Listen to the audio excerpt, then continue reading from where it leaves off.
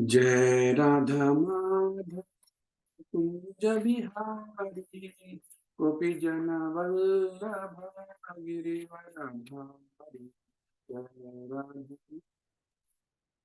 कुंज बिहारी गोपी जन वल्लभ गिरिवरधारी।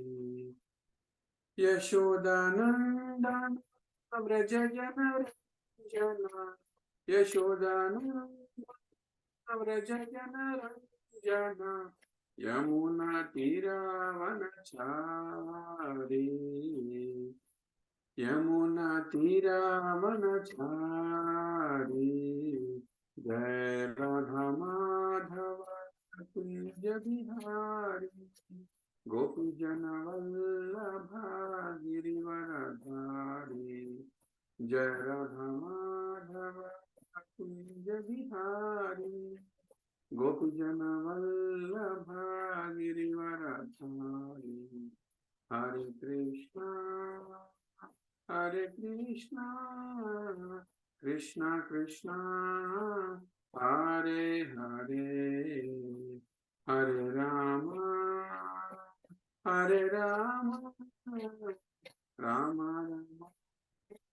हरे हरे। हरे कृष्णा कृष्णा कृष्णा हरे हरे हरे राम राम हरे हरे। हरे कृष्णा कृष्णा कृष्णा हरे हरे हरे राम राम राम हरे हरे। हरे कृष्णा कृष्णा कृष्णा हरे हरे हरे राम राम राम हरे हरे। हरे कृष्णा कृष्णा कृष्णा हरे हरे हरे राम राम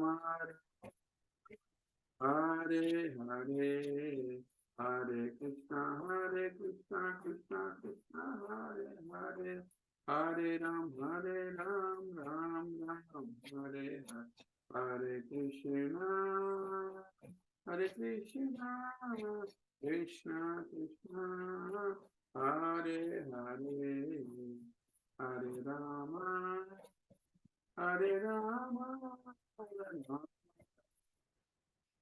हरे हरे। हरे कृष्णा कृष्णा कृष्णा हरे हरे हरे राम राम हरे हरे। जय जय प्रभुपाद जय जय प्रभुपाद जय जय गुरुदेव जय जय गुरुदेव। निताय गौर हरि बोल हरि बोल निताय गौर हरि बोल।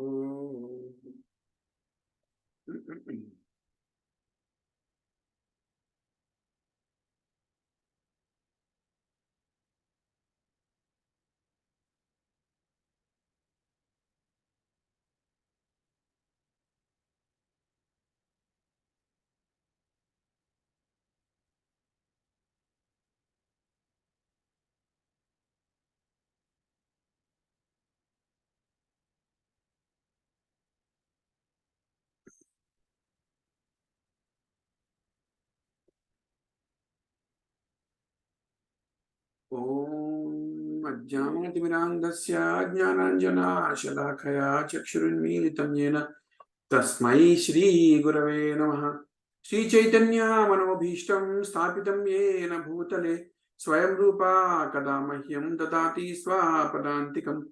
Vandeham Shri Guru Shri Yuta Padakamalam Shri Guru Vaishnavamscha Shri Rupam Sagrajatam Sahagana Raghunathanvitam Tam Sajivam Sadvaitam Savadhutam Parijana Sahitam Krishna Chaitanya Devam Shri Radha Krishna Padan Sahagana Lalita Shri Vishakhanvitamscha He Krishna Karuna Sindho Dinabandho Jagatpate Gopesha Gopika Kanta Radha Kanta Namostute Tapta Kanchana Gaurangi Radhe Vrindavaneshwari वृषभानुसुते देवी प्रणमामि हरिप्रिये वाञ्छाकल्पतरुभ्यश्च कृपासिन्धुभ्य एव च पतितानां पावनेभ्यो वैष्णवेभ्यो नमो नमः जय श्री कृष्ण चैतन्य प्रभो नित्यानंद श्री अद्वैत गदाधर श्रीवासादि गौरभक्तवृंद हरे Krishna Krishna Krishna Hare Hare Hare Ram Ram Ram Hare Hare. Please repeat after me. Am I audible clearly, Prabhujis Matajis? Yes, Prabhuji. Om Namo Bhagavate Vasudevaya. Om Namo Bhagavate Vasudevaya. Om Namo Bhagavate Vasudevaya. Om Namo Bhagavate Vasudevaya. Om Namo Bhagavate Vasudevaya. Om Namo Bhagavate Vasudevaya. The rest of the shlokas you can sing along with me. Narayanam namaskrityam naranchaiva narottamam devim saraswatim vyasam tato jayamudirayet nashtaprayeshu abhadreshu nityam bhagavata sevaya bhagavati uttama shloke bhaktir bhavati naishtiki krishnaya vasudevaya devaki nandanaya cha nandagopa kumaraya govindaya namo namah namah pankajanabhaya namah pankajamaline namah pankajanetraya namaste pankajangre नमो महावदन्याय कृष्ण प्रेम प्रदायते कृष्णाय कृष्ण चैतन्य नामिने गौरत्विषे नमः नमो ब्राह्मण्याय देवाय गो ब्राह्मण हिताय च जगद्धिताय कृष्णाय गोविंदाय नमो नमः नम ओम विष्णुपदाय कृष्ण प्रेष्ठाय भूतले श्रीमते भक्ति वेदांता स्वामीति नामिने नमस्ते सरस्वती देवे गौरवाणी प्रचारिणे निर्विशेषा शून्यवादी पाश्चात्य देशतारिणे जय श्री कृष्ण चैतन्य प्रभु नित्यानंद श्री अद्वैत गदाधर श्रीवासादि गौर भक्त वृंदा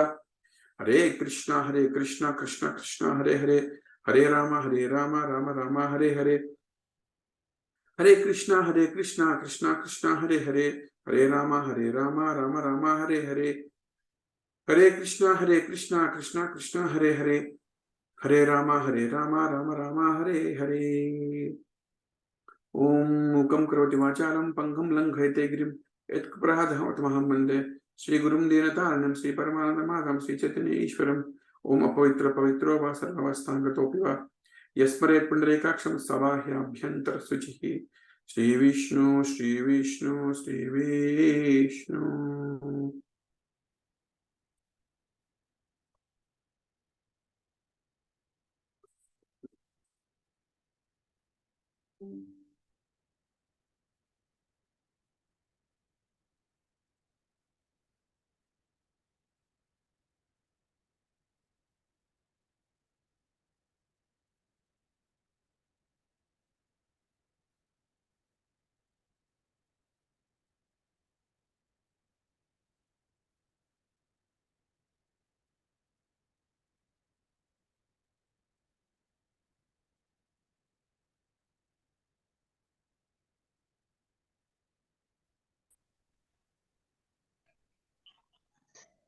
Hare Krishna.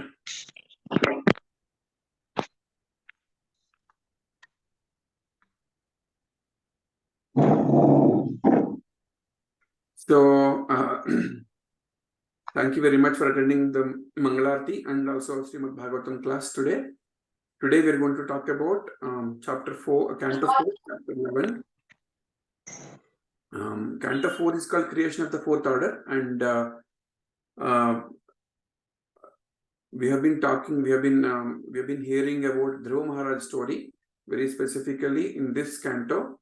last 10 chapters, our Prabhujis have wonderfully narrated and discussed the Dhruva Maharaj story. And we are now discussing, we are continuing the Dhruva Maharaj story. Yesterday, Anandaram Prabhu talked about Dhruva Maharaj and how he has become a king, and he got married and he got kids. And in the last few slokas, we heard that Dhruva Maharaj's brother, when he went to the forest, he got killed by yakshas, and he gets very angry, and he wages a war on them, and he goes on fighting. He goes to fight with them. So in this story, we're going to talk about this continuation of the fight. Yesterday, there is a lot of graphic details about the fight we have heard. Today, we're going to discuss the continuation of the fight, and when the fight becomes too heavy, how he is being asked to stop fighting by Swayambhu Manu, and what is the reason. So we're going to discuss that. This chapter has around 35 slokas, and I'm planning to cover most of them today. So we'll start with that, and we'll all read the whole canto together. Thank you very much for giving me opportunity today to read this chapter along with you. I'm going to share my screen.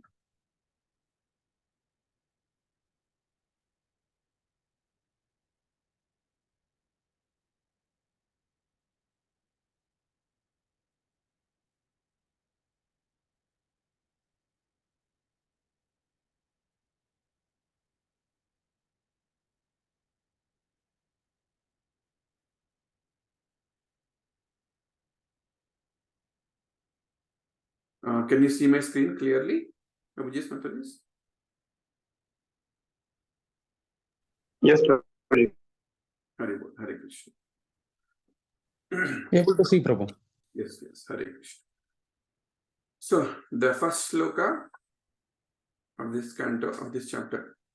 Maitreya uvacha nishamya gadatam evam rishinam dhanushi dhruva sandhadhe stram upashraya yannarayanam nirmitam. Translation by His Divine Grace, A.C. Bhaktivedanta Swami Srila Prabhupada ki jai. Sri Maitreya said, "My dear Vidura, when Dhruva Maharaj heard the encouraging words of the great sages, he performed the achaman by touching water and took up his arrow made by Lord Narayan and fixed it upon his bow." So the last few slokas of the last canto, what happens is Dhruva Maharaj gets overwhelmed by the fighting of yakshas. If Dhruva Maharaj is taking a bow and shooting 3 arrows, each of the yakshas, around 130,000 of them, are taking 6 arrows at a time and have been fighting back. And in the last few slokas, they have been creating this illusion of clouds and pouring pus, blood, mucus, and half mutilated bodies on through the battlefield. And Dhruva Maharaj gets a little bit discouraged, and all the sages come to him and encourage him and ask him to take up Narayana mantra, and he takes up Narayanastra. And just like when we take up the Maha Mantra, Hare Krishna, Krishna Krishna, Hare Hare, Hare Ram, Ram Ram, Hare, all the Maya gets away from us, and we get in front of Krishna. The moment he takes an Narayanastra, the whole illusion goes away. That's what we're going to hear. Can somebody read the purport, please?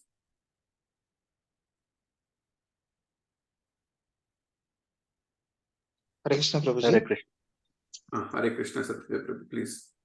Yeah. Dhruva Maharaj was given a specific arrow made by Lord Narayana himself, and he now fixed it upon his bow to finish the illusionary atmosphere created by the yakshas. As it was stated in the Bhagavad Gita, Mam eva e prapadyante maya metam tarantite. Without Narayana, the Supreme Personality of Godhead, no one is able to overcome the action of illusionary energy. Sri Chaitanya Mahaprabhu has also given us a nice weapon for this age, as stated in the Bhagavatam, Sangopang Pangastra. In this age, the Narayanastra, a weapon to drive away Maya, is the chanting of Hare Krishna Mahamantra. Hare Krishna mantra is pursuance of the association of Lord Chaitanya, such as Advaita Prabhu, Nityananda Prabhu, Gadadhara Prabhu, and Srivas. Hare Krishna. Very well. Thank you. So, Srila Prabhupada is telling here that in this age, the Shastra we have and our Astra we have is the Mahamantra, right? And the kings used to fight and they have different kinds of Astras like Naranastra. But in Kali Yuga, the single most powerful Astra given to us by Lord Chaitanya Mahaprabhu is the Mahamantra. To the next sloka.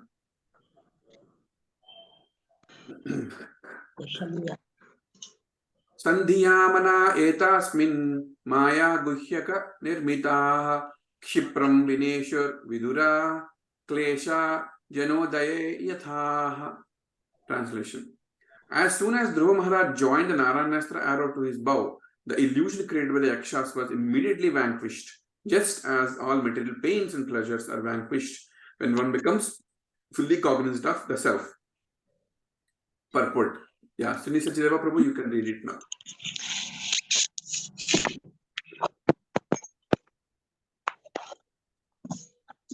Hare Krishna. Yeah.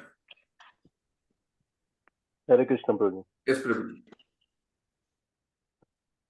Purport, I have to read the purport, Prabhu? Yes, Prabhu. Purport, Prabhu. Yeah.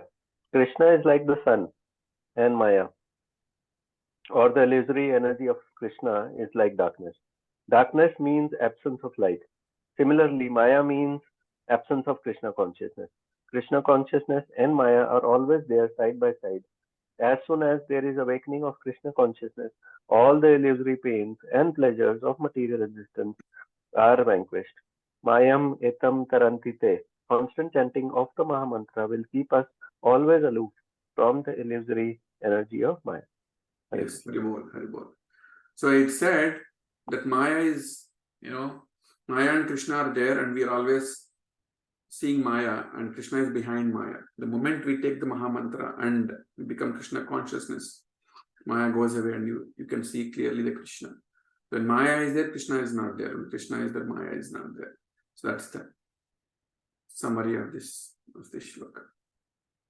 4.11.3. Tasyar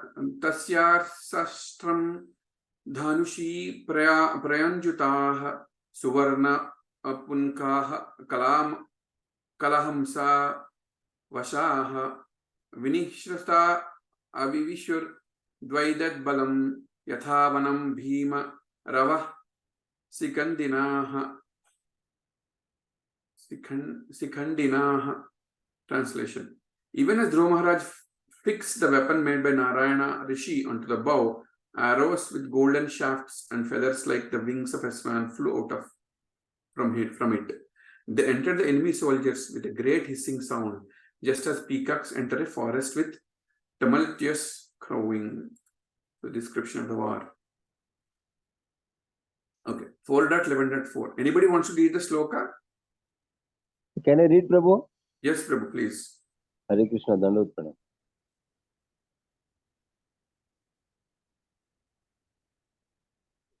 Translation? But Prabhuji, shloka, can we do the shloka? Shloka I will read. Yeah, shloka also.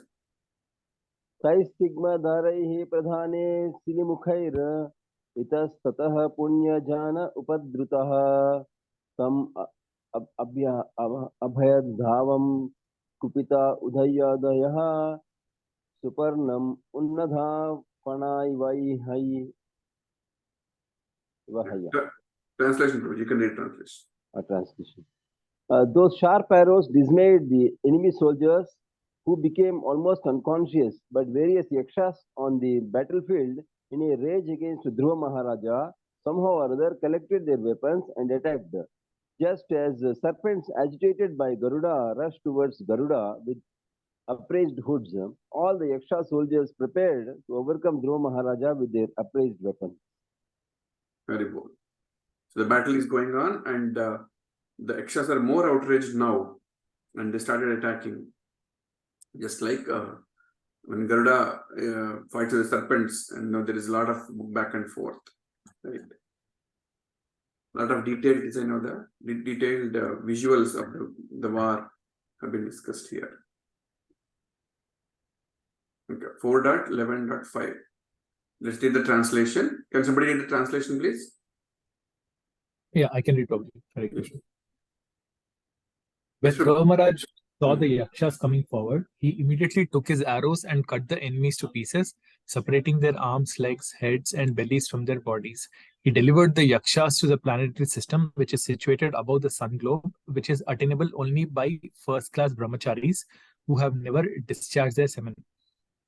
Yeah, purport Prabhu, Purport.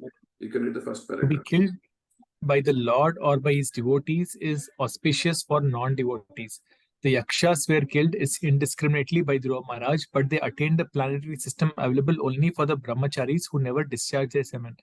As the impersonalist jnanis or demons killed by the Lord attain Brahmaloka or Satyaloka, persons killed by a devotee of the Lord also attain Satyaloka.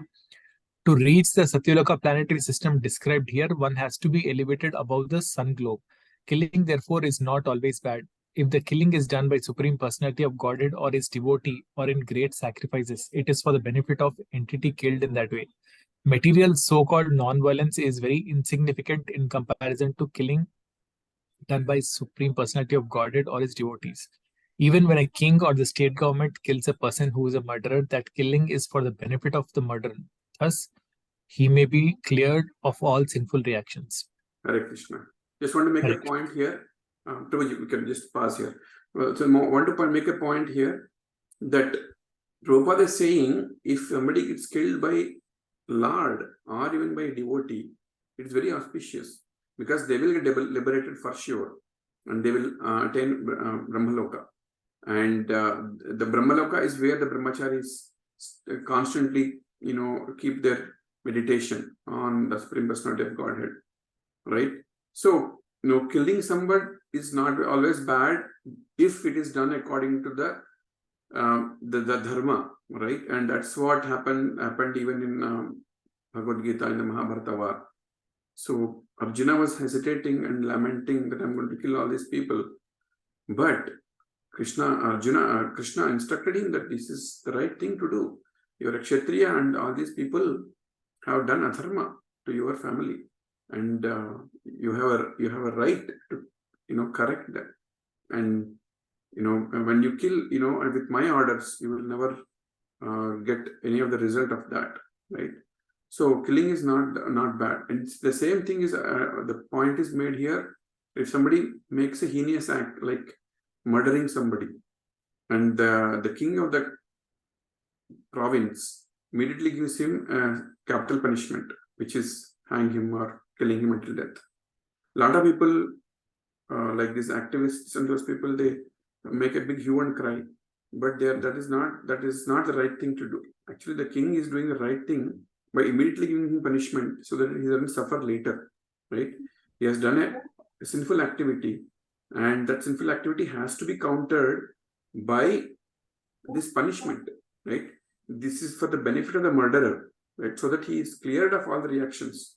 Otherwise, he has to accumulate so much of reaction, and then he has to take up so many births again to clear those things. So that's why there is always a court, the assembly hall, and the king, and he used to clear off all the deals of the day very, very immediately. Right? If somebody comes, and he used to give the verdict and judgment, and immediately that is cleared of his sins. So that's the point that Prabhupada makes here, and many times. Can somebody read this part? I'll highlight.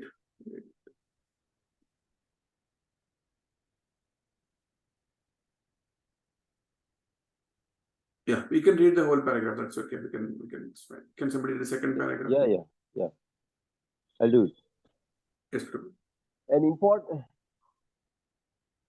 An important word in this verse is Urdhvareta Saha, which means brahmacharis who have never discharged semen.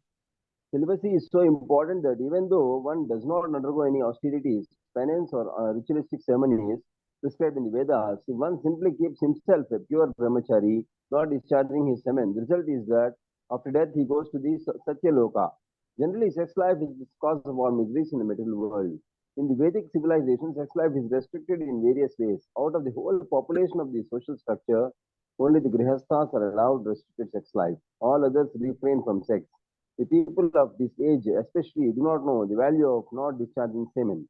As such, they are variously entangled with material qualities and suffer an existence of struggle only. The word Urdhva Veta Saha especially indicates the Mayavadi sannyasis who undergo strict principles of austerity, but in the Bhagavad Gita 8.16, the Lord says that even if one goes up to Brahmaloka, he again comes back. Abrahma Bhuvanal Lokaha Punaravartinorjuna. Therefore, actual mukti or liberation can be attained only by devotional service, because by devotional service one can go above Brahmaloka or to the spiritual world, where from he never comes back.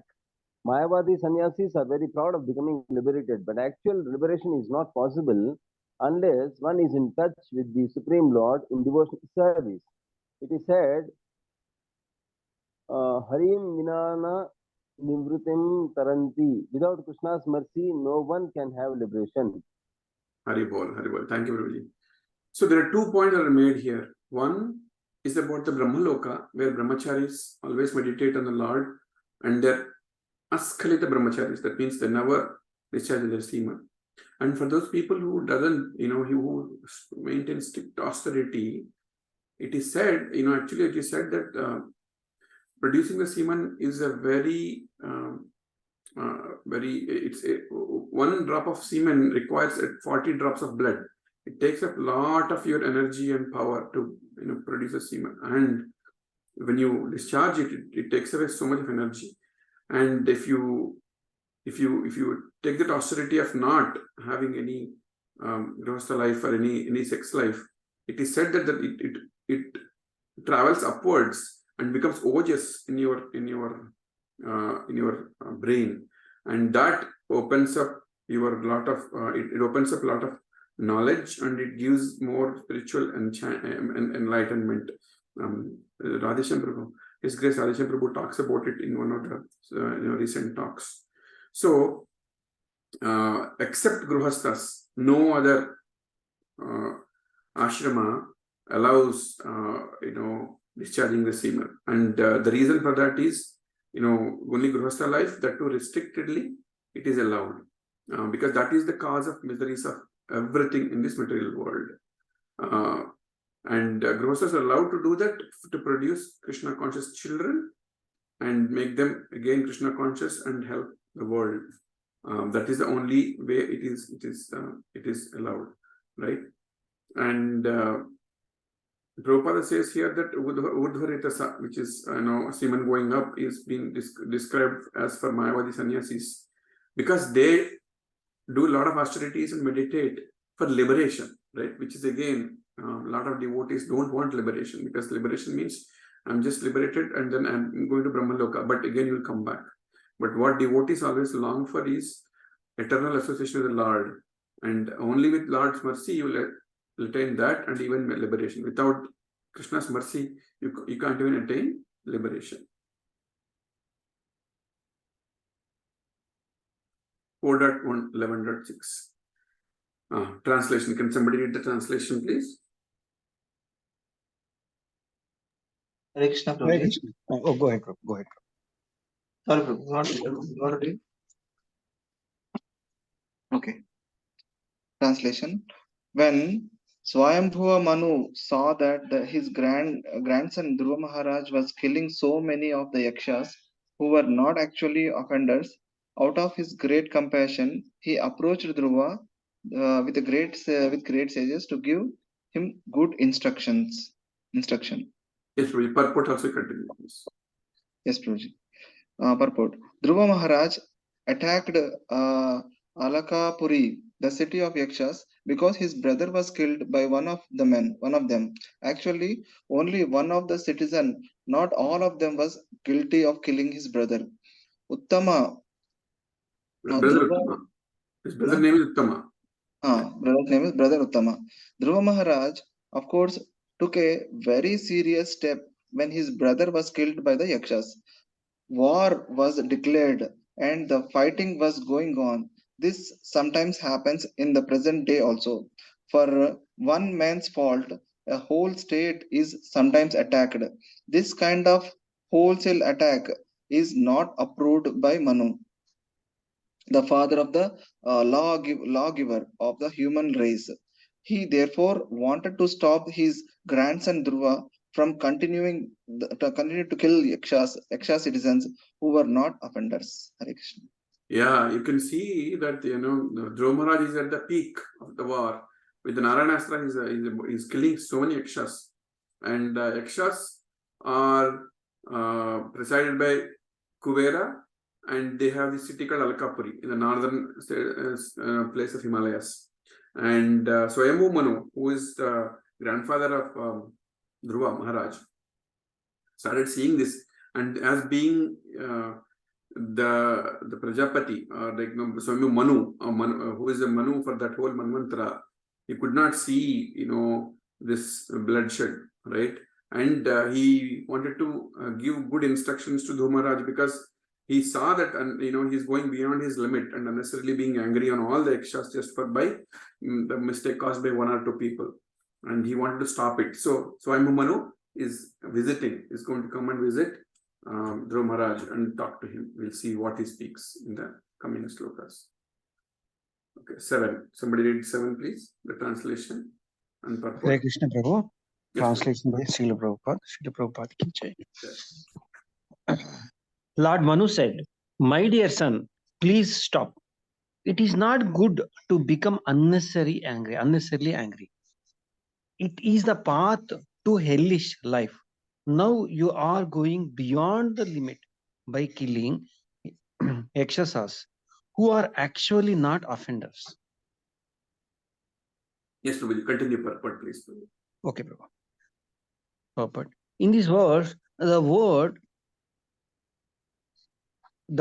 atrocena, okay, atrocena means with unnecessary anger. Means with unnecessary anger. When Dhruva Maharaj went beyond the limits of necessary anger, his grandfather, Swayambhu Manu, immediately came to protect him from further sinful action. From this, we can understand that the killing is not bad. But when killing is done unnecessarily, or when an offenseless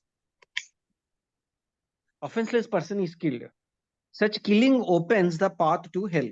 Dhruva Maharaj was saved from such a sinful action because he was a great devotee. A Kshatriya is allowed to kill only for the maintenance of the law and order of the state. He is not allowed to kill or commit violence without reason. Violence is certainly a path leading to hellish condition of life, but it is also required for maintenance of the law and order of the state. Here the Lord Manu prohibited Dhruva Maharaj from killing the Yakshas because only one of them was punishable for killing his brother, Uttama. Not all the Yakshas citizens were punishable. We find in the modern warfare, however, that the attacks are made upon innocent citizens who are without fault. According to the law of Manu, such welfare is a most sinful activity. Furthermore, at the present moment, civilized nations are unnecessarily maintaining many slaughterhouses for killing innocent animals. When a nation is attacked by its enemies, the wholesale slaughter of the citizens should be taken as a reaction to their own sinful activities. Okay, this is law of nature. Hare Krishna. Very well, very well. Super. The Prabhupada ki jai. So Swayambhu Manu came to protect Dhruva Maharaj from further sinful activities that he's going to perform. Basically, he wants to make sure he doesn't attract more and more sinful activities. Because of one mistake done by Yaksha, he is killing the whole, the Yaksha's race, and with his anger. And he saw that he is going beyond his limit, and he's a little bit, crossing the border kind of thing. So it is said that a Kshatriya can kill, for the maintenance of law and order, because he is empowered to do that. He is a king, right? For example, Kshatriyas to go for hunting, not for their pleasure, but to protect the Munis and Rishis in the ashrama, so that they're not being bothered by them, right? And when the population of, say, the deer went up, they went for hunting. The population of tigers went up, they went for hunting, things like that. And also, they're protecting and guarding their country. And somebody is attacking, they will fight against and kill them. Or if somebody, they'll see that they have some imminent threat, that's when they can kill people, right? So it is not violence, but it is a protect, because it is required. It's a dharma of the Kshatriyas, right? As Prabhupada is saying, the modern warfare also same thing happens. Some mistake done by one person, the entire country goes on war with somebody and kills innocent people. We saw it in many, many wars. Iraq-Iran war. America coming and like completely blasting and bombing the whole country.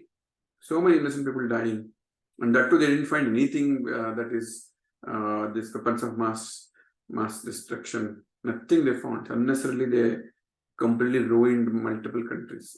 That is really, really bad. And the point that Prabhupada is making here is why this is happening in the modern age of Kali, where people are being mass killed in these countries, is because it is the reaction to sinful actions that making of manufacturing these mass slaughterhouses. What are they doing in slaughterhouses? They're killing innocent animals, innocent living beings, which are all, the children of the God at a mass scale. And they will accumulate the sinful reactions, and these sinful reactions are displayed in the form of attacks. And that is nature's law. When you are doing something against somebody, it is always coming back to you, right? So we should be very careful in doing any of these things. And the people are not realizing that. The main problem is that people don't know this knowledge and they don't realize it. They keep on committing these mistakes, which is very, very bad. Krishna Prabhuji. Yes, Prabhuji. Prabhuji, same situation we have also in Mahabharata, right? Then Parikshit Maharaj was killed by Takshaka. Janamejaya has performed a yagna where to kill all the sarpas. Yes. Similar state, Prabhuji. And that's when again Rishis and Munis will come and stop the yajna, because they don't want it to happen that same way. And he's that anger, right? The anger is being controlled there also. So they stop the yajna. His Guru Maharaj comes and stops the same yajna. Prabhuji, the present Ukraine-Russia was a classic example of this. Haribol, yes, 100%, right? The innocent people are being punished there unnecessarily for one person's ego and pride, which is what we are seeing all over the place. In spite of the global economic loss. Yes, Prabhuji. Okay, 4.11.8. I'll read the translation for this. My dear son, the killing of sinless yakshas which you have undertaken is not at all approved by authorities. And it does not befit our family, which is supposed to know the laws of religion. Right? So he's kind of telling him what is going on. 11.9 translation. My dear son, it has been proved that you are very much affectionate towards your brother and you are greatly aggravated at being killed by the yakshas. But just consider, for one yaksha's offense, you have killed many others who are innocent. So, and also there are no people like Swayambhu Manu to tell. Say, so you made a sinful action, but, as you saw, Swayambhu Manu, who is a grandfather, immediately came and is explaining all these things into Dhruva, and Dhruva Maharaj listens to him. So we don't have both points. There are nobody to come and tell that this is wrong. And even if somebody comes and tells this is wrong, they'll completely dismiss them. And other countries, other people, right, completely dismiss them and they don't even listen. Both are completely gone case in our situation. 4.11.10. Translation. So somebody can read this translation purport here. Prabhuji, Yes. one except the skill others. This is especially funded by state persons. For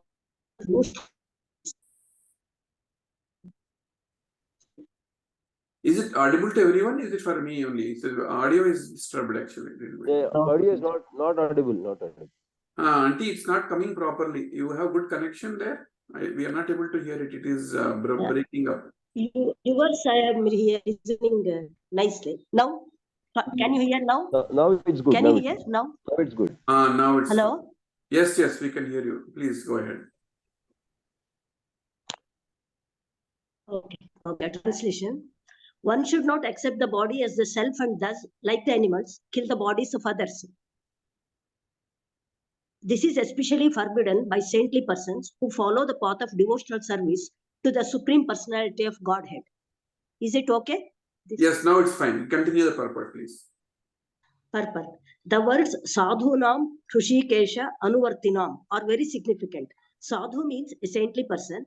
But who is a saintly person? A saintly person is he who follows the path of rendering service unto the Supreme Personality of Godhead, Hrushikesha.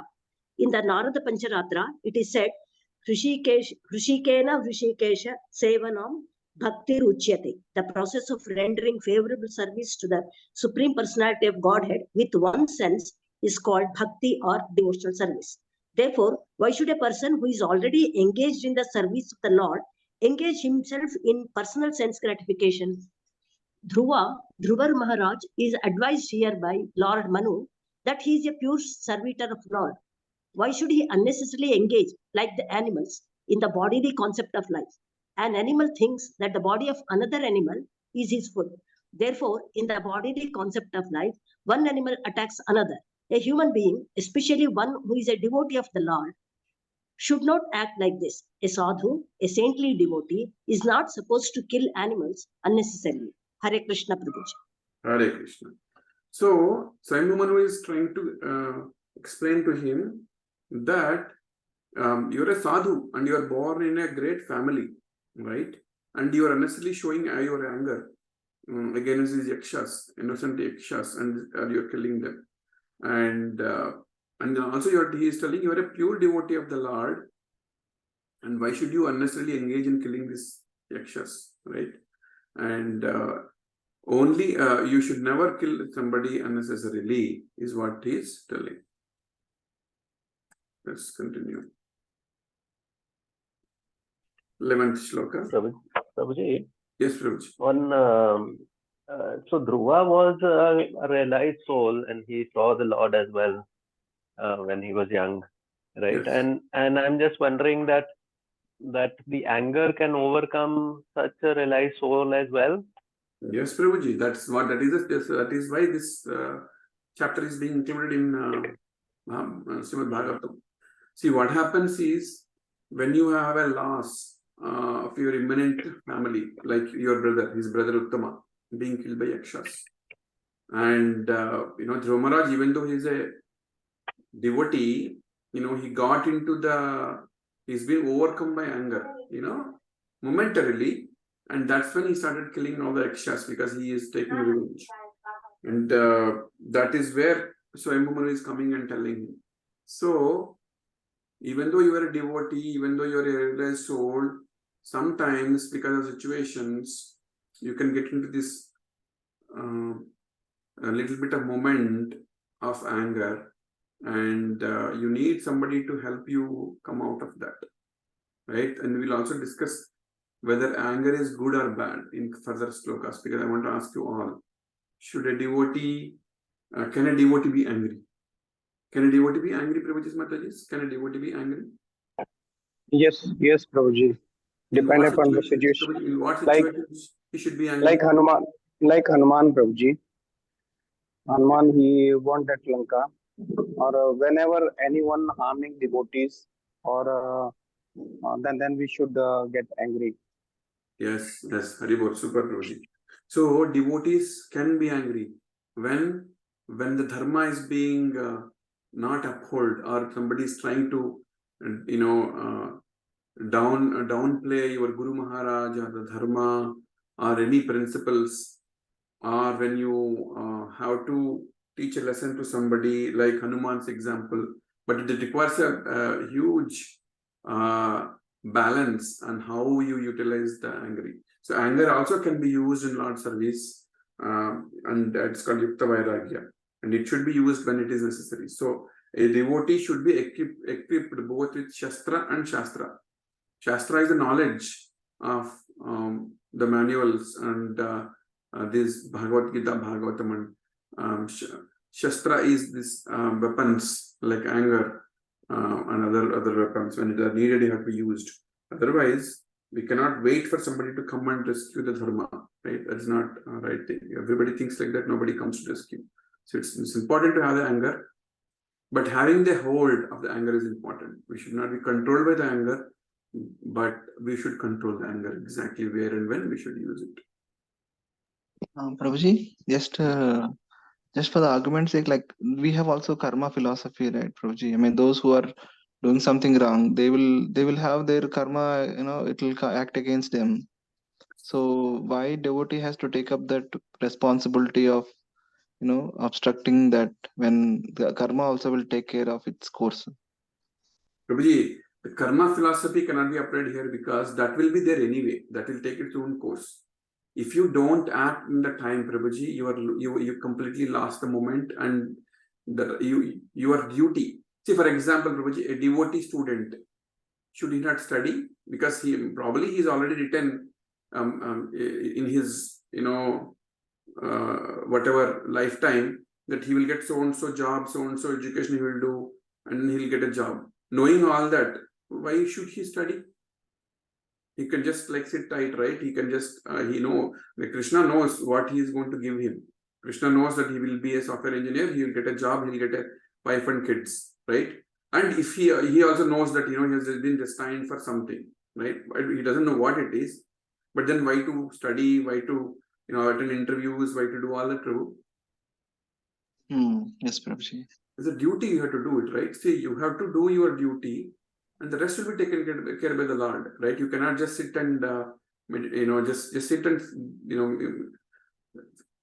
think that everything will happen automatically. So you have to do your duty. When there is a lamp and you are putting in the air in where there is a lot of wind flowing, it will automatically get off. You have to use your hands to protect it, right? And it's not like that. You cannot put it like that. You have to do your duty. Whatever is the needed, whatever is given to you, you have to do it, and that is a duty you have to make. And karma philosophy will take on its own course, right? Otherwise, whatever sin he has made, somebody made a sin, somebody is blaspheming your Guru Maharaj, he already accumulated that karma, he will get through it. But not acting at that time and protecting what is needed is also wrong. You should not do that, thinking that it's like it's the due course, because it, you have the knowledge of it. You have to act in that at that particular moment correctly. Hare Krishna. Thank you, Prabhuji. If somebody can read this Hare translation. Krishna Prabhuji. Yes, Prabhuji. Hare Krishna Prabhuji. Shall I read, Prabhuji? Yes, Prabhuji, please. Translation. It is very difficult to achieve the spiritual abode of Hari in the Vaikuntha planets, but you are so fortunate that you are already destined to go to that abode by worshipping him as the supreme abode of all living entities. Purport. The material bodies of all living entities cannot exist unless sheltered by the spirit soul and the super soul. The spirit soul is dependent on the super soul, who is present even within the atom. Therefore, since anything material or spiritual is completely dependent on the Supreme Lord is referred to here as Bhutasva. Dhruv Maharaj, as a Kshatriya, could have argued with the grandfather Manu when Manu requested him to stop fighting. But even though Dhruva could have argued that as a Kshatriya, it was his duty to fight with the enemy.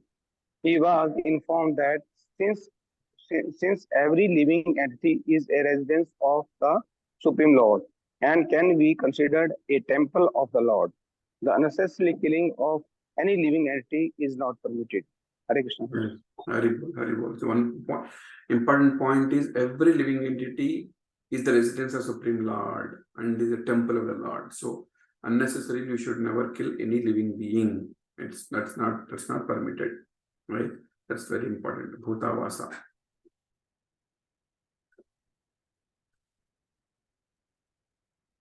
Okay. Well, can somebody do the translation and purport, please?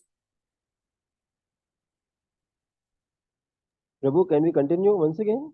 Yes, Prabhu, go ahead. Only we have 3-4 people, so we can just continue. That's why I didn't. Yes, go ahead. Sloka not necessary, no?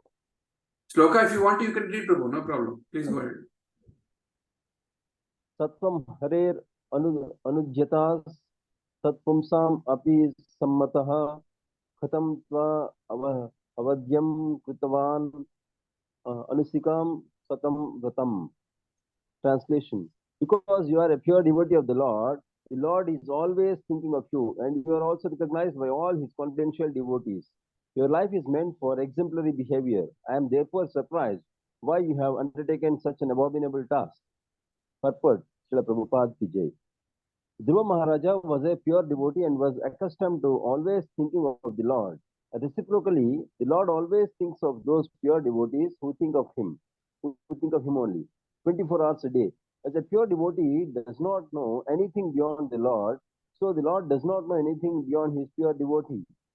Swayambhu Manu pointed out this fact to Dhruva Maharaja. Not only are you a pure devotee, but you are recognized by all pure devotees of the Lord. You should always act in such an exemplary way that others may learn from you. Under the circumstances, it is surprising that you have killed so many faultless yakshas. Yes, Prabhuji, Hare Krishna. So, other reason why you should act in the nick of the moment to protect the dharma or any blasphemy is other people looking at you will get inspired, because you, as a being a devotee, should set an example on how to behave in such situations, right? That's another example why, we should really act in that moment when things are not going right. 13. I'll read the sloka and then translation. Titikshaya karunya maitreya chakila jantusu samatvena cha sarvatma bhagavan samprasidati. The Lord is very satisfied with his devotee when devotee greets other people with tolerance, mercy, friendship, and equality. Purport. It is duty of an advanced devotee in the second stage of devotional perfection to act according with this verse. There are 3 stages of devotional life. In the lowest stage, a devotee is simply concerned with the deity in the temple and worships the Lord with great devotion, according to rules and regulations.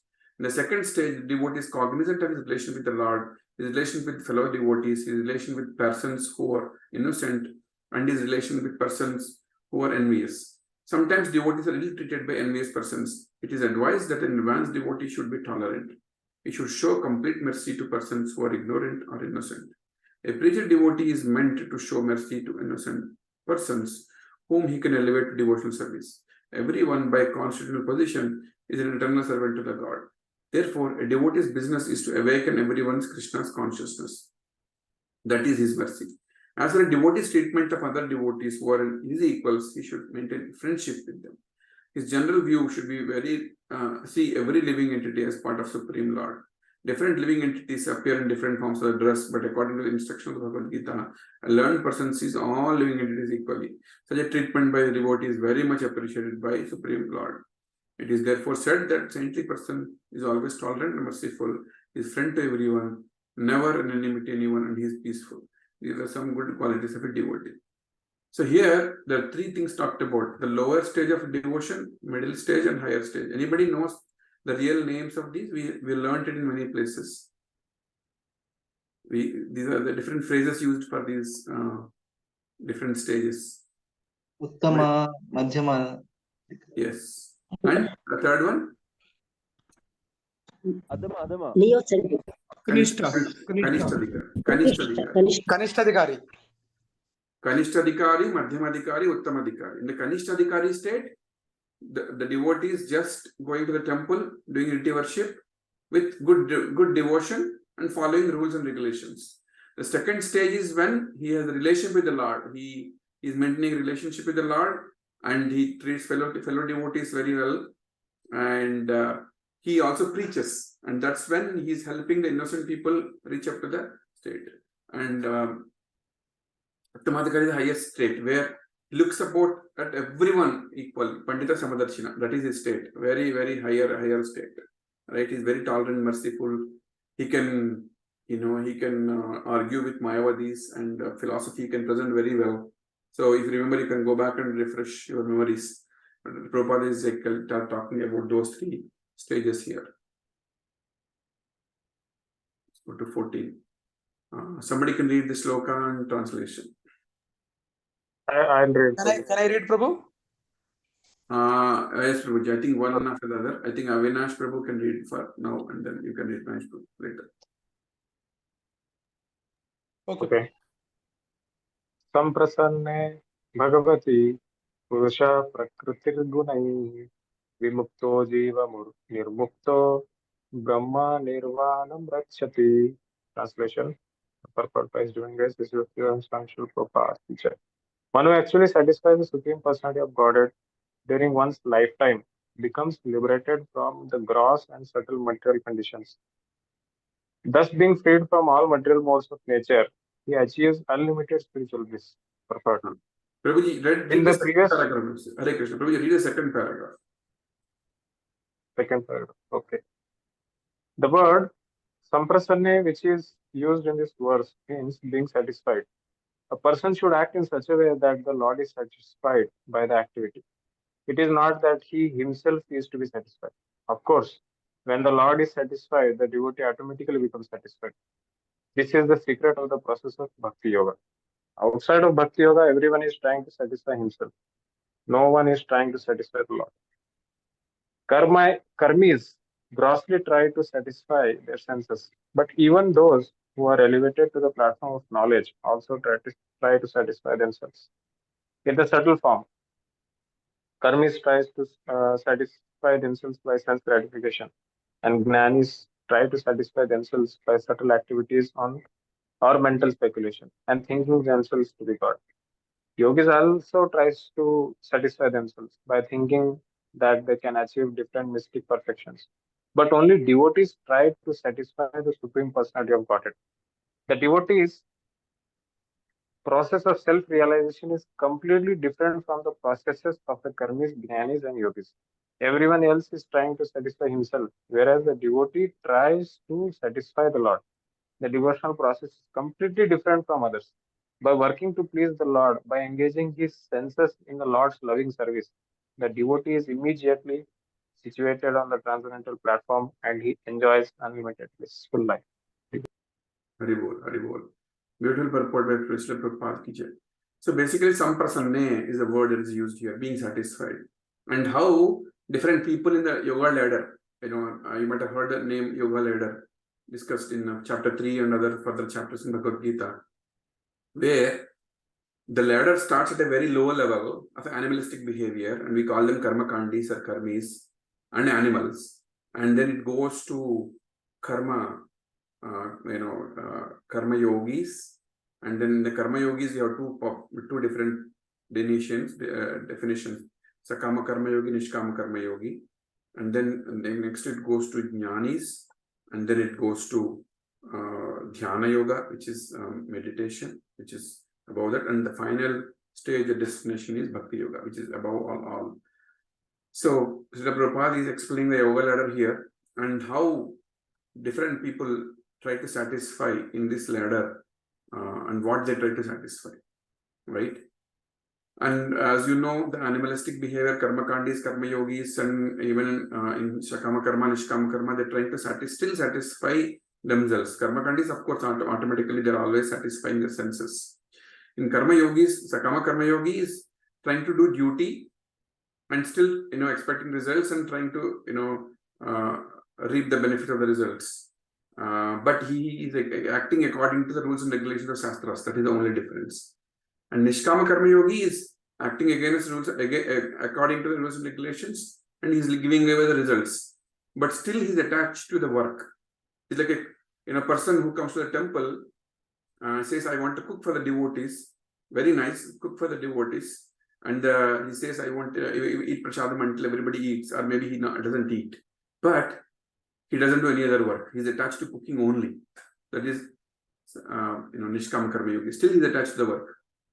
And Jnanis speculate against, different, they're Brahmavadis, right? They're trying to speculate against Brahman, and yogis speculate on the Paramatma inside, and they're still, trying to see satisfaction there. And only bhaktas, which are the highest of all, right? They try to satisfy Krishna. They want to have a personal relationship with Krishna, and they want to use all the senses in the devotion of Krishna. And once Krishna is satisfied, automatically everybody is satisfied. Because if you water the root of a plant, automatically the entire plant becomes healthy. You don't need to specifically water each leaf, each flower, each fruit. Wonderfully explained by Prabhupada. Srila Prabhupada ki jai. 15. Amesh, go ahead. Shloka and translation. Yes, Prabhuji.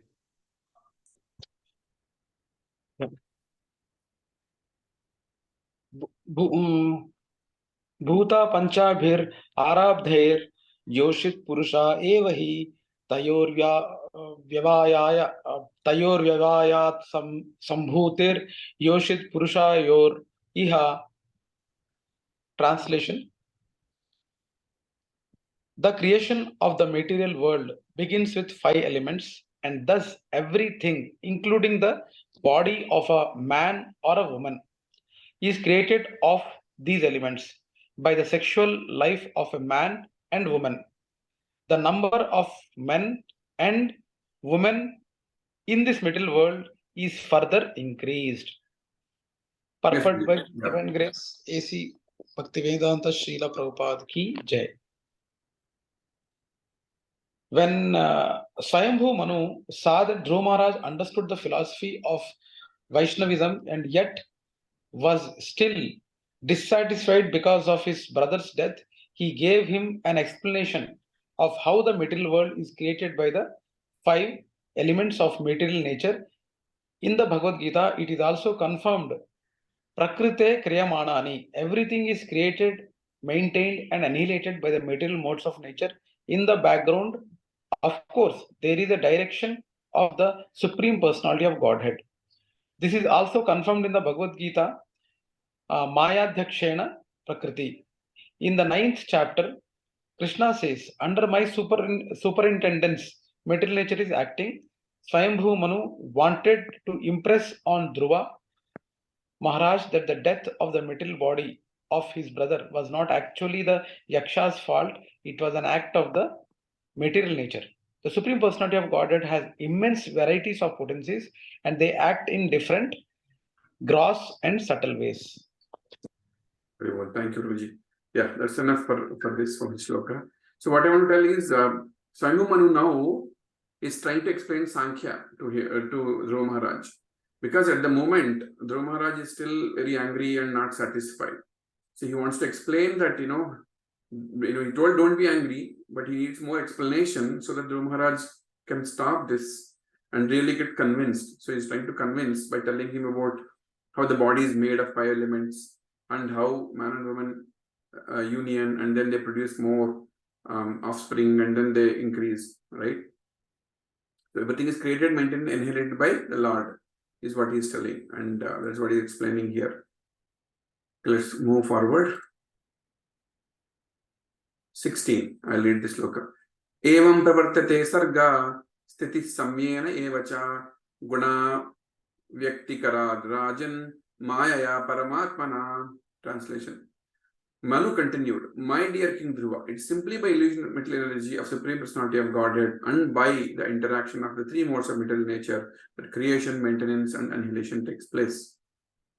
Purport. First, the creation takes place with the ingredients of 5 elements of material nature. Then, by interaction of the modes of material nature, maintenance also takes place. When a child is born, the parents immediately see to its maintenance. That this tendency for maintaining of offspring is present not only in the human society, but in animal society as well. Even tigers take care of their cubs, although their propensity is to eat other animals. By the interaction of the material modes of nature, creation, maintenance and annihilation take place inevitably. But at the same time, we should know that all is conducted under the superintendence of the Supreme Personality of Godhead.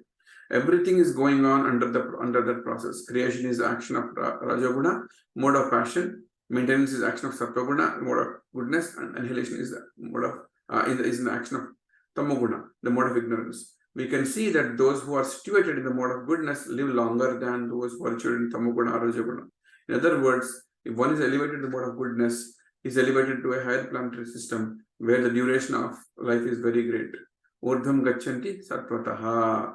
Great rishis, sages, and sannyasis who maintain themselves in Sattva-guna or the mode of material goodness are elevated to a higher planetary system. Those who are transcendental, even on the material modes of nature, are situated in the mode of pure goodness. They attain eternal life in spiritual world. So Prabhupada is talking about 3 modes here, and then how each of them are attached to the creation, maintenance, and relation. And the only mode that gives peace is the mode of goodness, but the better mode, better than the mode of goodness, is Suddha Sattva, mode of pure goodness. Because mode of goodness only takes you to higher planets, and once you burn your karma, good karma, you come back. Whereas the pure goodness, which is mode of Shuddha Sattva, will take you to eternal spiritual life, which will never come back. That's what we should strive for. 17. Can somebody read the sloka translation and purport, please? Hare Krishna. Yeah, can I read, bro? Yeah. Yes, Prabhu. Yes, Prabhu. And I can general. Yes. Kivitrabhatre tatrasim nirguna purusha samaha vakyata vyaktam idam vishvam yatra brahmati lohovat. Hare Krishna. Thank you, Prabhu. Translation. My dear Dhruva, the Supreme Personality of Godhead is uncontaminated by the material modes of the nature. He is the remote cause of the creation of the material cosmic manifestation. When he gives the impetus, many other causes and effects are produced, and thus the whole universe moves, just as iron moves by the integrated force of the magnet. Purport. How the external energy of the Supreme Personality of Godhead works within this material world is explained in this verse. Everything is happening by the energy of the Supreme Lord.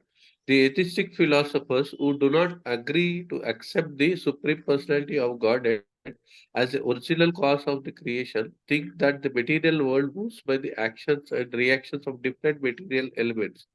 A simple example of interaction of elements occurs when we mix soda and acid, and the movement of effervescence is produced. But one cannot produce life by such interaction of chemicals. There are 84 lakhs different species of life with different wishes and different actions. How the material force is working cannot be explained, just as the basis of chemical reaction. A suitable example in this collection is that of the potter and the potter wheel. The potter wheel rotates and several varieties of earthen pots comes out. There are many causes for the earthen pots, but the original cause is the potter who sets a force on the wheel. That force comes by his superintendence. The same idea is explained in Bhagavad Gita. Behind all the material actions and reactions, there is a Krishna, the Supreme Personality of Godhead. Sorry, Supreme Personality of Godhead. Krishna says that everything depends on his energy and yet he is not everywhere. The pot is produced under certain conditions of actions and reactions of material energy, but the potter is not in the pot. In the similar way, the material creation is set up by the Lord, but he remains aloof. As stated in the Vedas, he simply glanced over it and agitation of material immediately began. In the Bhagavad Gita, it is also said that the Lord impregnates the material energy with the part and parcel jivas, and thus the different forms and different activities immediately ensure. Because of the different desires and karmic activities of the jiva soul, different types of body in different species are produced. In the Darwin theory, there is no acceptance of the living entity as a spirit soul, and therefore its explanation of evolution is incomplete. Varieties of phenomena occurs within this universe on the account of the actions and reactions of three modes, but the original creator or the cause is the Supreme Personality of Godhead, who is mentioned here as Nimitra Matram, the remote cause.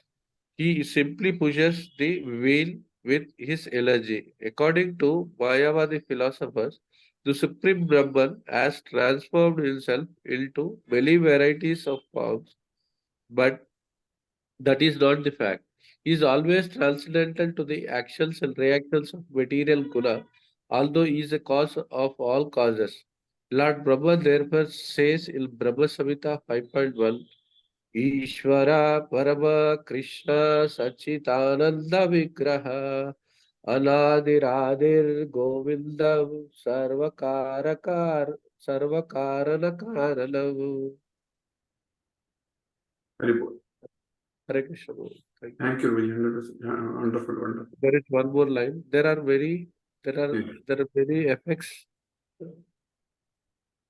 Sorry, there are many cause and effects, but the original cause is Sri Krishna. Hare Krishna. Very good, very good. Thank you, William. So in this verse, so Swayambhu is continuing to talk about the philosophy of three modes of material nature. He is telling the Lord himself never is attached or affected by three modes. Only the Jivatma, when it comes in contact with the material nature, is being contaminated by the three modes. And that is how they do different kind of actions and accumulate reactions in this material world. Right? One beautiful example is given by a potter here, right?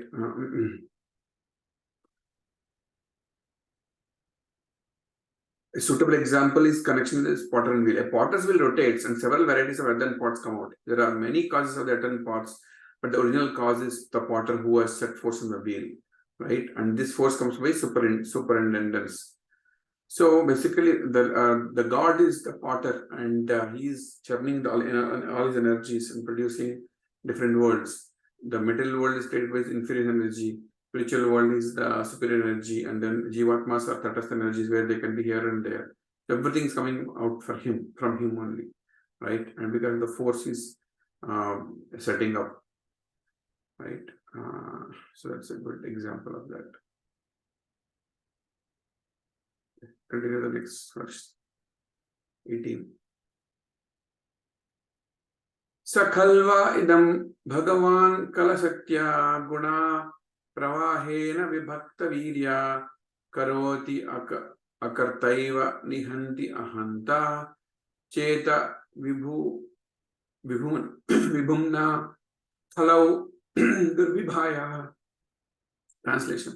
The Supreme Personality of Godhead, by his inconceivable system, supreme energy, time causes the interaction of the three modes of material nature, and thus varieties of energies become manifest. It appears that he is acting, but he is not the actor. He is killing, but he is not the killer.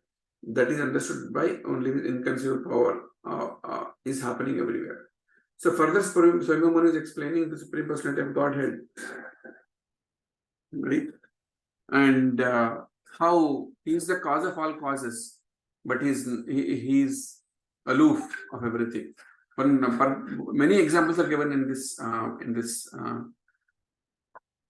regard, and I'll read some examples that are given.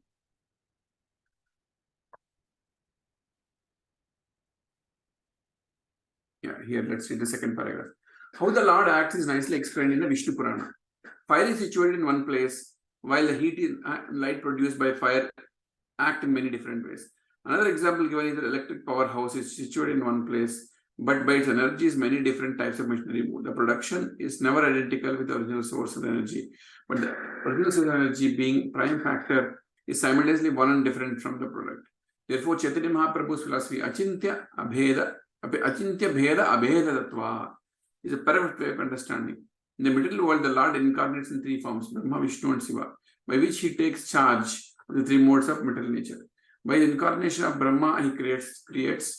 He, as the incarnation of Vishnu, he maintains, and by his incarnation of Shiva, he also annihilates. So, but the original source of Brahma, Vishnu, and Shiva, Garbhodakshay Vishnu, is always apart from these actions and reactions of material nature.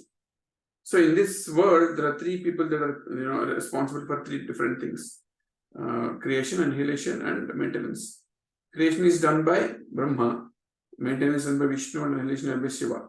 And all of them come from Garbhodakshay Vishnu. You know that, right? Kshirodakshay Vishnu, Garbhodakshay Vishnu, and then all the different planets and how the Lord enters the different planets and each and every atom. We have talked about it in the second chapter. So we did this refresher here. For so I'm Manu talking to Dhruva. 90. Can somebody read the shloka on the translation, please? Yes, Prabhu. Unantaritra kalo nadir adikrit avyayah jannam jalela jalayan parayan mrutyunantakam. My dear Dhruva, the Supreme Personality of Godhead is ever existing, but in the form of time, he is the killer of everything. He has no beginning, although he is the beginning of everything. Lord is even inexhaustible, although everything is exhausted in due course of the time. The living entities are created through the agencies of the Father and killed through the agencies of death. But he is the perpetual free of birth and death. But the supreme authority and inconceivable power of the Supreme Personality of Godhead can be minutely studied from this verse. He is always unlimited. That means he is unlimited. That means that he has no creation or the end. He is however death in the form of time, as described in Bhagavad Gita. Krishna says, "I am the death. I take away everything at the end of life." Eternal time is also without beginning, but it is the creator of all creatures. The example is also example is given of touchstone, which creates many valuable stones and jewels, but does not decrease in power. Similarly, creation occurs many times. Everything is maintained, and after a time, everything is annihilated. But the original creator, the Supreme Lord, remains untouched and undiminished in power. The secondary creation is made by Brahma, but Brahma is created by the Supreme Lord. Lord Shiva annihilates the whole creation, but at the end he is also annihilated by Vishnu. Lord Vishnu rebels in the Vedic hymns. It is stated that in the beginning there is only Vishnu and that he is alone rebels at the end. An example can help us to understand the inconceivable potency of the Supreme Lord. In the recent history of warfare, the Supreme Personality of Godhead created a Hitler and before that a Napoleon Bonaparte, and they each killed many living entities in the war. But the end, Bonaparte and the Hitler were also killed. People are still very much interested in writing and reading about Hitler and Bonaparte and how they killed so many people in the war. Year after year, many books are published for the public regarding Hitler's killing thousands of Jews in confinement.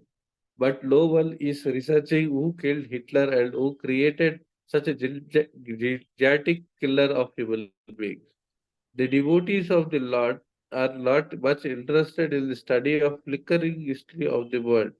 They are interested only in the Him who is the original creator, maintainer, and annihilator. That is the purpose of Krishna consciousness movement. Hare Krishna. Very good. Thank you, Roji. So,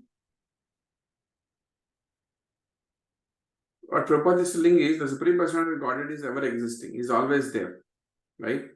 Aham Kalvasmi, he is always there and he is the killer of everyone, right? He is the time, he acts as the time, and then everyone is taken back, right? At some point of the time. It can be partial annihilation, it can be full annihilation, or your own lifetime. Anything, it's time. Time is the factor that Supreme Personality exhibits, or he is the time, right? And even Brahma is not aloof from that. Brahma Brahmana Varto Punaravatade Arjuna, including a small ant until Brahma, everybody has to go through the cycle. Brahma has a day, Brahma has an age, and then when the age is over, a new Brahma comes. So it's not new to everyone, right? And he gave some examples of Napoleon Bonaparte and Hitler here. They killed millions and millions of people, but somebody killed them too. And nobody remembers those people, but they remember them because they're killing many people. But a devotee is never interested in such historical things, because that's not going to make any sense for him, or like not being useful to him, right? And the purpose is to focus on Krishna consciousness only. So Prabhuji, we have 10 more minutes to go, so I'll go a little faster here. There are another 10 slokas, and we'll probably read the translations only. And purports, please go home and read them. They are very nice purports. 20. Somebody read the translation, please. The Supreme Personality of Godhead, in his feature of eternal time, is present in the material world and is neutral towards everyone. No one is his ally and no one is his enemy. Within the jurisdiction of the time element, everyone enjoys or suffers the result of his own karma or fruitive activities. As and when the wind blows, small particles of dust fly in the air. So according to one's particular karma, one suffers or enjoys material life. Yeah. A lot of people blame the Supreme Lord for their problems in their life. But that's completely wrong conception. Everything that you're undergoing, your happiness or distress or a problem or a disease or whatever, is your own reaction to your own karma, reaction to your deeds in the past. The Supreme Personality of Godhead created this material world because we wanted it, and he has given all the facilities. But whatever we do here is our own deed, our misdeed, and we accumulate karma and we suffer for such things. We should never blame the Supreme Lord. Simple example given in some other place which I remember is, you join a school and you study. If you study well, you get good marks. If you don't, you will fail. You cannot blame the principal, because principal is there directing the whole school, but he's aloof from the kids' activities of like they're passing, failing, or even leaving the school. It's, the principal has nothing to do with it. So you should not blame the principal. That's one example that I want to give here. Okay, 21. Let's go. Translation, please. Somebody can read it. Hare Krishna. The Supreme Personality.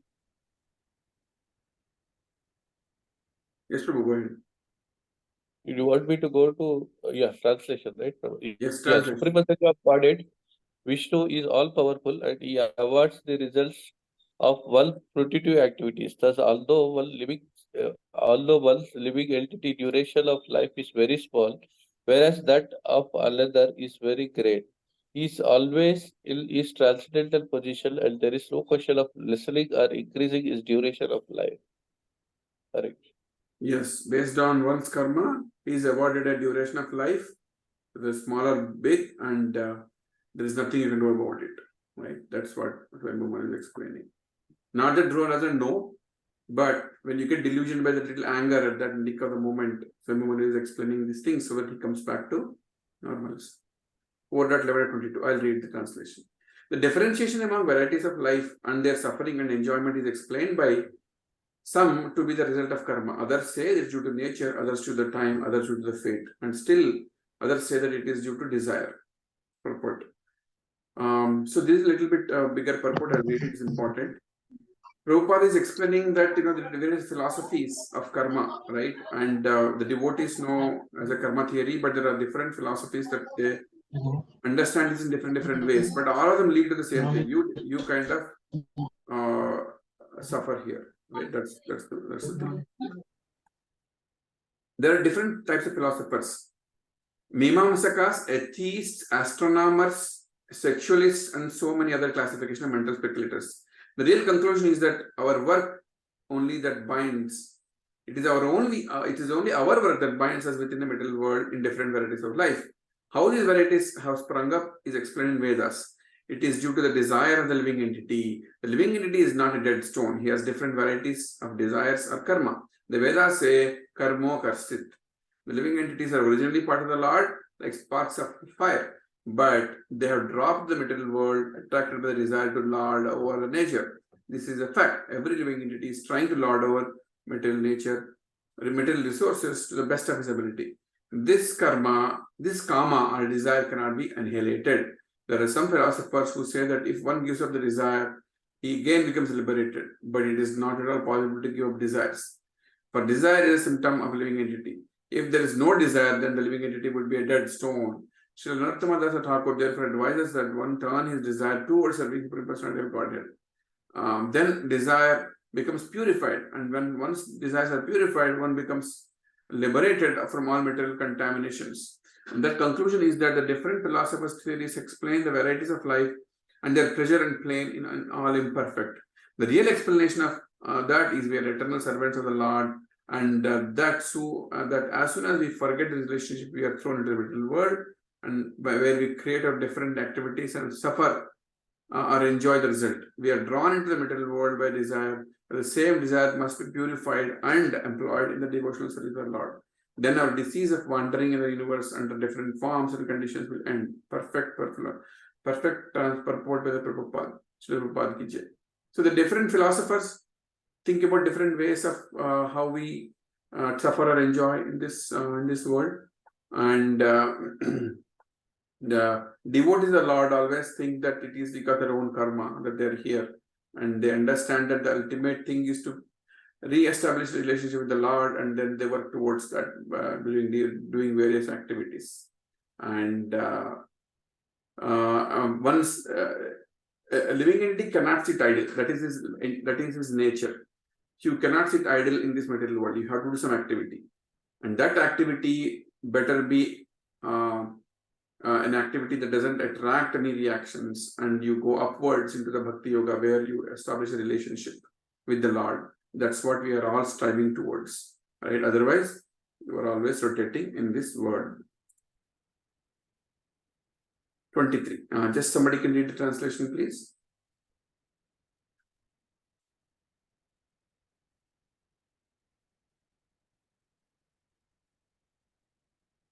Prasad, you are on mute if you want to read it.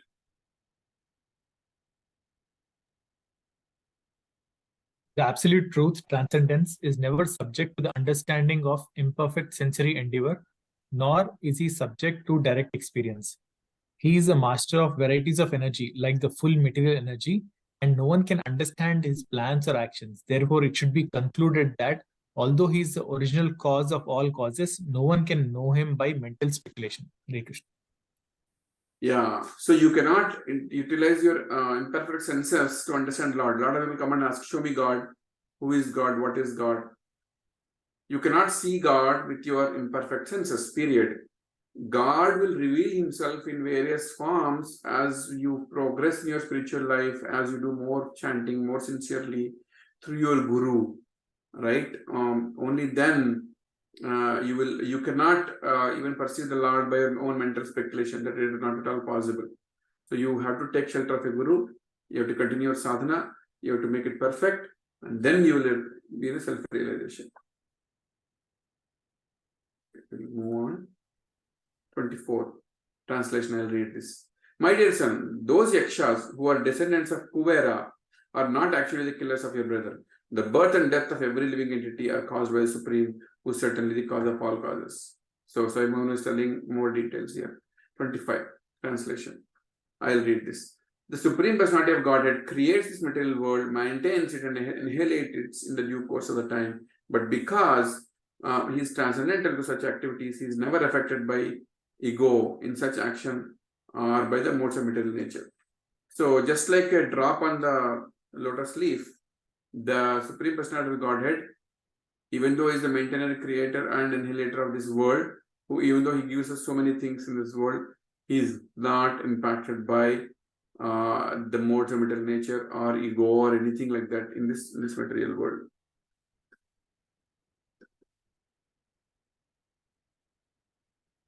I'll read this here. He is not impacted by. He's not affected by anything he does because he is never contaminated by material modes of nature. That we have a material body proves that we are infected by the three modes of material nature. The Lord says to Arjuna, you and I have many births previously, but I remember everything, whereas you don't. That is the difference between the living entity, a conditioned soul, and the Supreme Soul. That we don't remember anything, that is the thing, right? And Supreme Soul knows, he knows everything.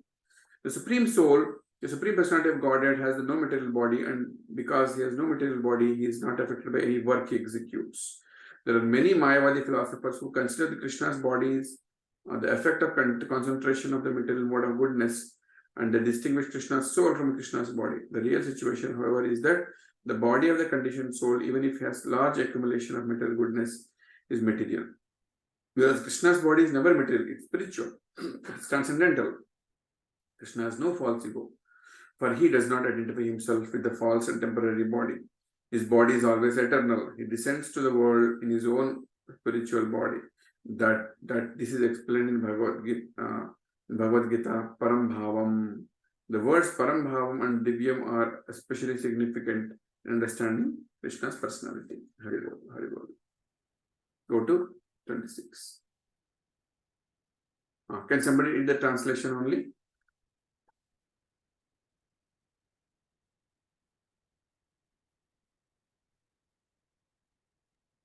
Supreme Personality of Godhead is the super soul of all living entities. He is the controller and maintainer of everyone. Through the agency of his external energy, he creates, maintains, and annihilates everyone. Yes. Hare Krishna. Yes. So this is self-explanatory. 27. Translation, please. My dear boy Dhruva, please surrender unto the Supreme Personality of Godhead, who is the ultimate goal of progress of the world. Everyone, including the demigods headed by Lord Brahma, is working under his control, just as a bull prompted by a rope in its nose is controlled by its owner. Hare Krishna. Yeah, so finally he's concluding his talk by saying, don't be angry, you are already a devotee who has been realized, who realized Supreme Lord, and you are well known for your devotion. So please surrender unto Supreme Lord, give up this anger, and become his devotee. Saying just surrender is what he's saying.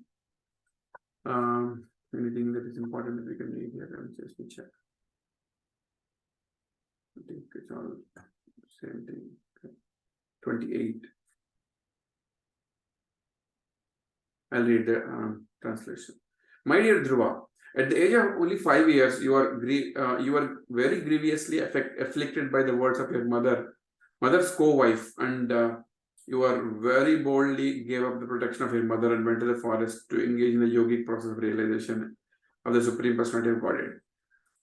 As a result of this, you already achieved the topmost position in all the three worlds. So he's reminding him that, at 5 years, you just listened to your mother and went to the forest. And by being instructed by Narada Muni, took up austerity to meditate on the Paramatma and got the darshan of the Paramatma, right? Which is very, very, very good. And he's a glorious person in the dynasty of Swayambhu Manu. And that's why he's reminding all these things to him. And telling him not to do anything that is unbefitting to his name and the fame that he found. 29. Translation. Therefore, my dear Dhruva, please turn your attention to the Supreme Person, who is the infallible Brahman. Face the Supreme Personality of Godhead in your original position, and thus by self-realization, you will find the mental differentiation to be merely flickering. The living entities have three kinds of vision according to their positions of self-realization. According to the body concept of life, one sees differences between varieties of bodies. The living entity actually passes through many varieties of mental forms, but despite of all these changes, the body is eternal. When living entities therefore are viewed by the body, called bodily concept of life, one appears to be different from other. Lord Manu wanted to change the vision of the Dhruva Maharaj, which was looking upon the yakshas as different from him or his enemies. Actually, no one is an enemy or a friend. Everyone is passing through different types of bodies under the laws of karma. But as soon as one is situated in the spiritual identity, he does not see differentiation between the differentiation in terms of the law. In other words, he said in Bhagavad Gita 18.54, Brahma Bhuta Prasannatma Nasochati Nakangshati Samah Sarveshu Bhuteshu Mad Bhaktim Labhate Param. The one who is situated in Brahman state, Nasochati Nakangshati, never laments or nor desires. Samah Sarveshu Bhuteshu, looks up all the living entities is equal. And what does he get? Mad Bhaktim Labhate Param. He gets my devotional service. Very well. So this is a very important sloka that we studied in Bhakti Shastri. Okay, 30. Somebody can read the translation.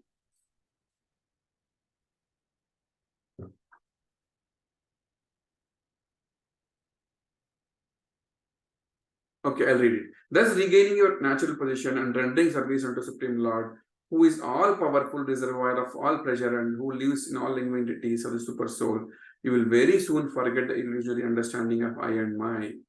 So it's nicely bringing him back to the normalcy. 31, translation. My dear king, just consider what I have said to you, which will act as medicinal treatment upon disease. Control your anger, for anger is the foremost enemy on the path of spiritual realization. I wish you all good fortune. Please follow my instructions. So he has given so many instructions and asking him to please forgive the yakshas and then withdraw his anger. Yeah, I'll read this first paragraph. Dhruva Maharaj was a liberated soul and actually he was not angry with anyone. But because he was the ruler, it was his duty to become angry for some time in order to keep the law and order in the state. His brother Uttama was without fault, yet was killed by one of the yakshas. It was the duty of Dhruva Maharaj to kill the offender life for life because Dhruva was the king. When the challenge came, Dhruva Maharaj fought vehemently and punished the yakshas sufficiently. But the anger is such that if one increases it, it increases unlimitedly. In order that Dhruva Maharaj's kingly anger not exceed the limit, Manu was kind enough to check his grandson. Dhruva Maharaj could understand the purpose of his grandfather and he immediately stopped the fighting. The words Shuddhena Bhuyasa, by constantly hearing, are very important in this verse. By constantly hearing about devotional service, one can check the force of the anger, which is determined to the process of devotional service. Srila Parikshit Maharaj said that the constant hearing of the pastimes of the Lord is the penance, is the panacea for all material diseases. Everyone therefore should hear about the Supreme Personality of Godhead constantly. By hearing, one can always remain in equilibrium, and thus his progress in spiritual life will not be hampered. So Prabhuji, this is the answer for your question, Satya Prabhu. So Dhruva Maharaj is right in being angry because he is the king and he needs to punish that offender, only the offender. So he went to punish the offender because he had to keep the law and order in place, because these things keep happening, everybody else follows this. And when he started doing that, the anger overcame him, right? Anger came upon him and he is exceeding it a little bit more than what is needed. And that's when he started killing, because when the raged war against him and his control on the anger a little bit slipped off and he started becoming more angry and then being a little bit out of control. And that happened because of the getting carried away. So even a devotee can get carried away by this, is what we are hearing from this. And that's when Swayambhu Manu came and helped him to come back to the senses, come back to the normalcy. 32, translation. A person who desires liberation from the material world should not fall under the control of the anger, because when bewildered by anger, one becomes source of dread for all the others. Right? So this is what Swayambhu Manu was telling. 33.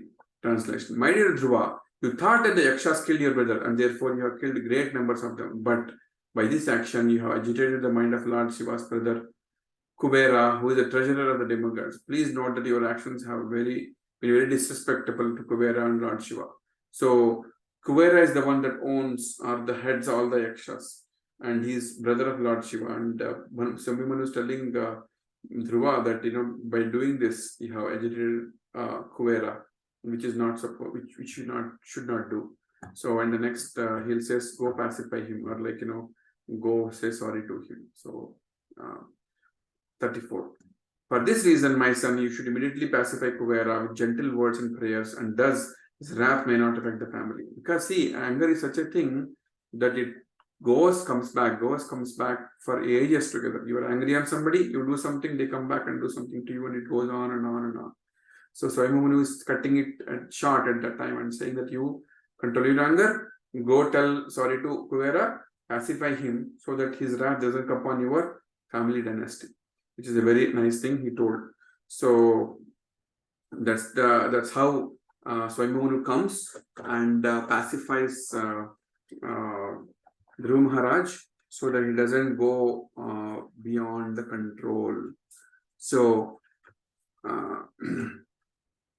in our common dealings, we should maintain friendship with everyone, and certainly with such exalted demigods as Kubera. Our behavior should be such that no one should become angry and therefore commit a wrong to individuals, families, or society. That's the last sloka. Evam Swayambhuah potram anusaya manur dhruvam tera bhivanadita sakam rishabhi swapuram yayav. Translation. Thus Swayambhu Manu, after giving instruction to Dhruva Maharaj, his grandson, received respectful obeisances from him. Then the Lord Manu and the great sages went back to their respective homes. Purport. So thus, and the Bhakti Vedanta purports the 4th Canto 11th chapter of the Srimad Bhagavatam entitled Swayambhu Manu advises Dhruva Maharaj to stop fighting. So thank you very much, Prabhuji. Just one recap on this chapter. So the 1 to 5 slokas, Dhruva Maharaj overcomes Yaksha's illusions and massacres them. He invokes Narayanastra and completely removes all the Maya illusion that came in the last chapter. And the 6 to 14, Manu's reasons not to kill the Yakshas. Swayambhu Manu comes to his grandson and gives different reasons. Excessive anger is painful, is sinful path of ignorance. It's not befitting your dynasty, condemned by the virtuous. It is not fault of, it is only fault of one Yaksha, whereas you are killing everyone. And he says, killing others' bodies, which are temples of Lord, is a body conception. You are destined to go to Vaikuntha, be exemplary. You are already an exemplary person, continue to be exemplary. And then he says, focus on pleasing the Lord. And the 15 to 26, understanding the ultimate cause, a Supreme Lord. So Manu further explains a little bit of Sankhya Yoga here. By his inconceivable energy, the Supreme Lord is indirect cause of the creation, maintenance, and destruction. As time, he is Kalosmi. Lord is neutral towards everyone.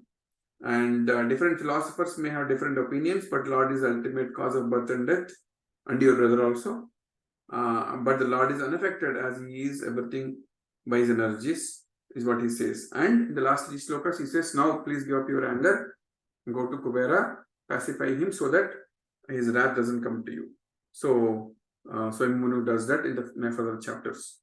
So thus end the 11th chapter. In the further chapters, Dhruva continues, and then actually next chapter is Dhruva's going back to Godhead. So that's the last chapter in the Dhruva Maharaj story. And then from 13 onwards, we will be talking about Dhruva Maharaja's descendants. And then you will hear about King Vena and other stories. So 4th chapter is very beautiful chapter. So please don't miss these classes very nicely. So thank you very much, Prabhuji Matajis, for attending this class today and reading the Bhagavatam with me and giving the opportunity for me to prepare and talk about it. Any questions, comments, supporting statements, and please forgive me if I've spoken anything wrong or anything that is not correct. It's completely my own concoctions. Thank you very much. Hare Krishna. Thank you, Praveen Prabhuji. Thank you, Prabhuji. Thank you, Akinjan Prabhu. Thank you, Tapan Prabhu. Thank you, Mahesh Prabhu. Thank you, Prasad Prabhu. Hari Bol. Thank you very much. Hare Krishna. Hare Krishna. Hare Krishna. Vanchakalaptarabhyascha kripasindhubhyo paतितानां पावनेभ्यो वैष्णवेभ्यो नमः. अनंत कोटि वैष्णव प्रभु की जय. श्रील प्रभुपाद की जय. श्रीमद् भागवतम की जय. ग्रंथराज श्रीमद् भागवतम की जय. Hare Krishna.